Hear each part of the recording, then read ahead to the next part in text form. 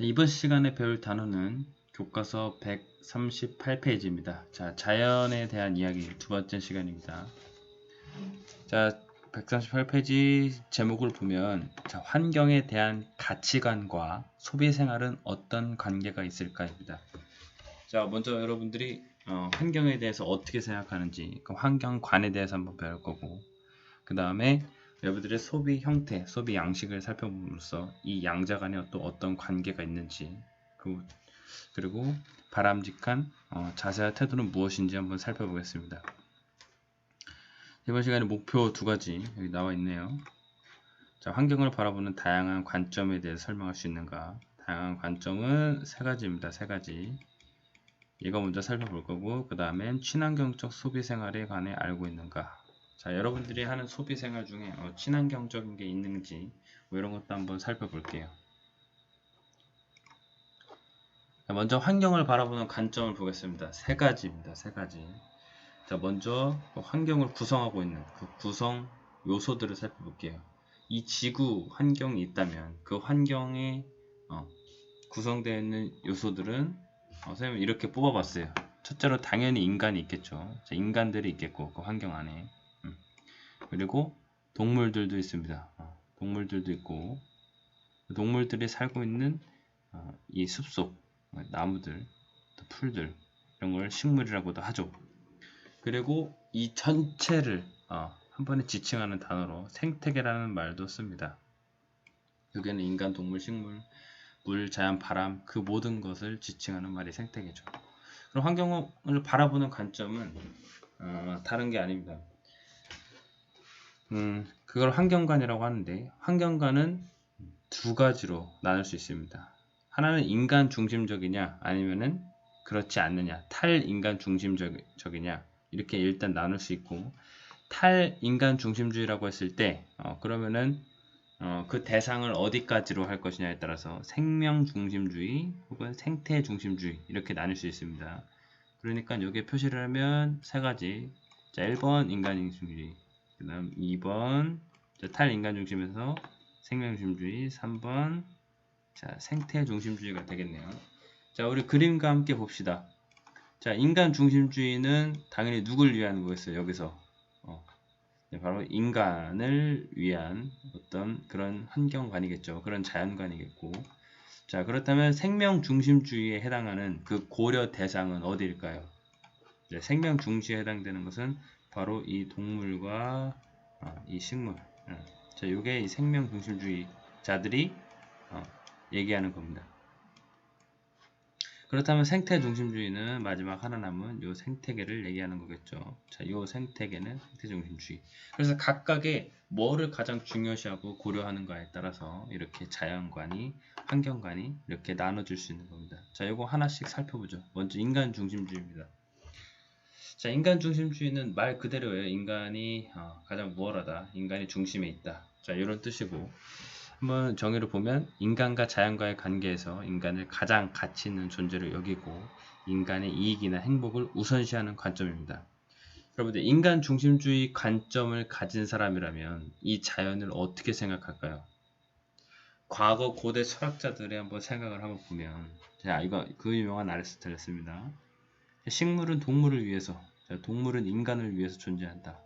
그러니까 이렇게 먹고 먹히는 먹이사슬인데 우리는 이런 것들을 함부로 이용해도 된다는 말을 함축하고 있는 거예요. 맞죠? 그 다음에 토마스 아퀴나스, 중세시대 신학자죠. 뭐라고 했는지 볼게요. 야수를 죽이는 것은 죄가 아니다. 동물을 얘기하는 거예요. 자, 동물은 자연의 과정에서 인간이 이용하도록 운명 지어졌기 때문이다.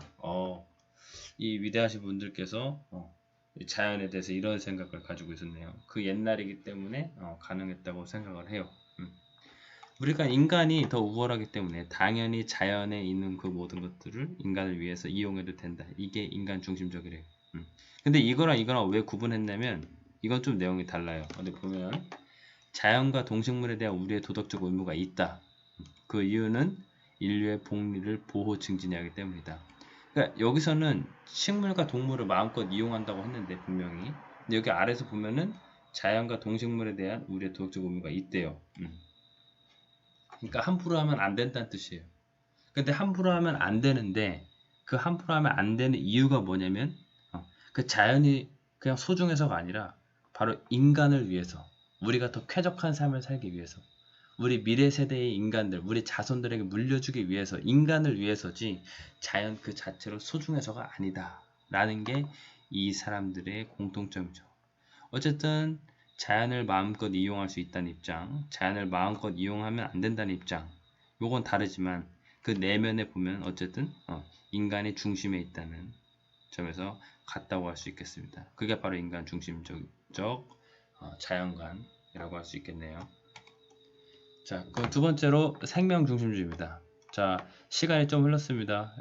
고대, 그 다음 중세 더 흘러서 이제 근대로 들어왔죠.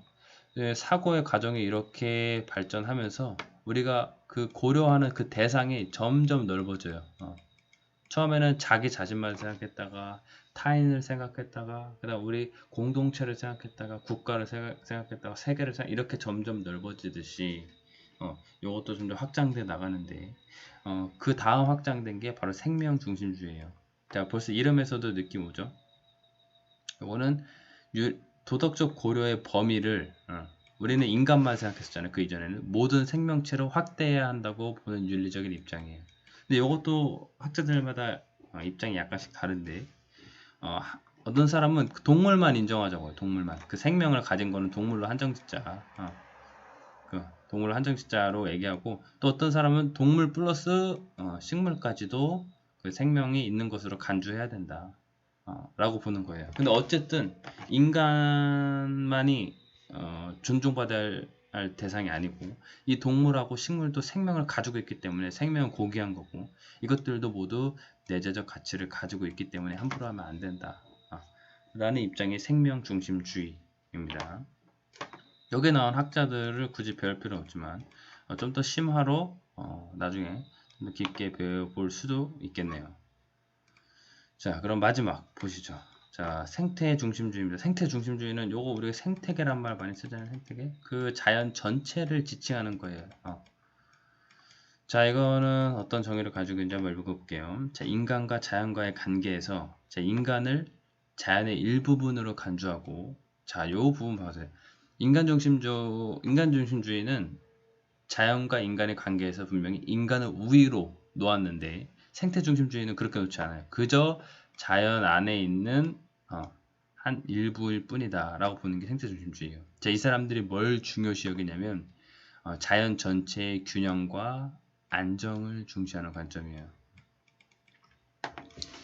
그래서 되게 무서운 말도 많이 해요. 이를테면 이런 전염병이나 어떤 기근에 시달려서 사람들이 죽게 되는 것에 대해서 이 사람들은 오히려 그걸 긍정적으로 바라보는 사람들도 있어요. 왜냐면은 이 지구, 이 생태계 전체에서는 우리의 인구가 조절되는 게 더 좋은 부분이 있으니까.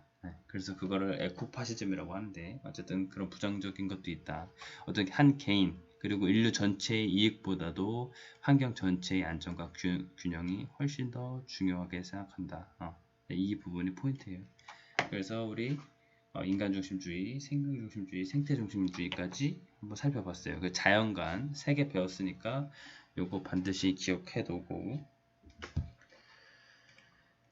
그 다음에 우리 소비 생활에 대해서 한번 살펴볼게요.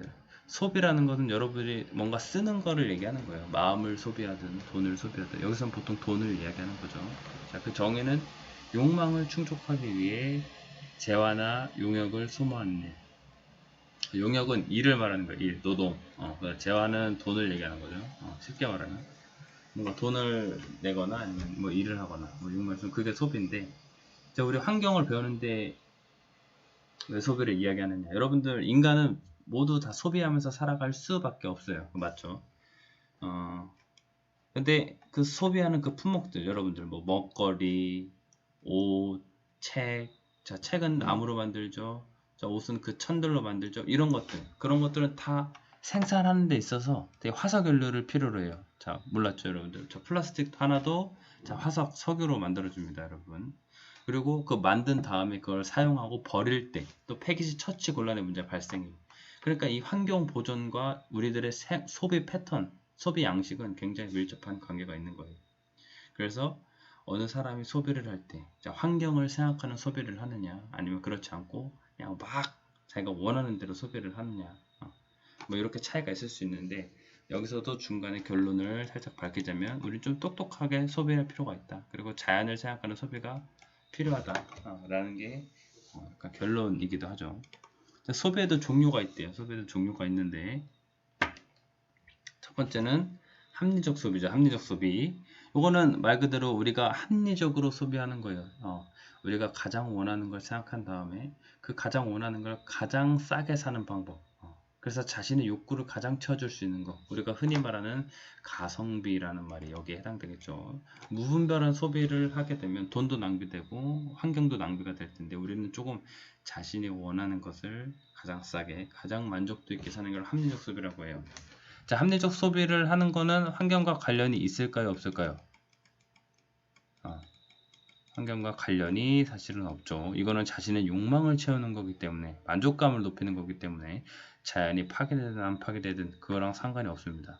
하지만 우리는 합리적 소비를 넘어서서 이제 윤리적 소비로 나아가야 됩니다. 윤리적 소비. 윤리적 소비란 자신의 소비가 이 사회와 환경에 미치는 영향을 고려하는 소비예요. 여러분들이 쓰고 있는 뭐 물건들, 오늘 가서 뭘 먹는 거, 사는 거 이런 것들이 지구 환경과 밀접히 관련이 되어 있습니다. 그래서 내가 좀 더 잘 써야지 돈을 올바른 데 써야지 이런 식으로 소비하는 게 바로 윤리적 소비가 되겠죠. 좀 사회와 환경을 생각하는 소비라고 보면 돼요. 자, 이를테면 예를 들면 뭐가 있냐? 하나, 슬로우 푸드 운동이 있습니다. 슬로우 푸드는 패스트푸드를 반대하고 친환경적 농산물을 이용한 먹거리의 생산과 방식을 지향하는 운동이에요. 자, 여러분들 패스트푸드를 여러분들이 이용하지 않으면, 그러니까 사람들의 수요가 없으면 패스트푸드점은 문을 닫을 수밖에 없어요. 네. 자, 어떤 사람들이 먹어주기 때문에 장사가 되는 거지. 자, 우리가 소비 생활을 바꾼다면 분명히 어느 정도 환경에 영향을 미칠 수 있는 부분도 분명히 있다는 거죠.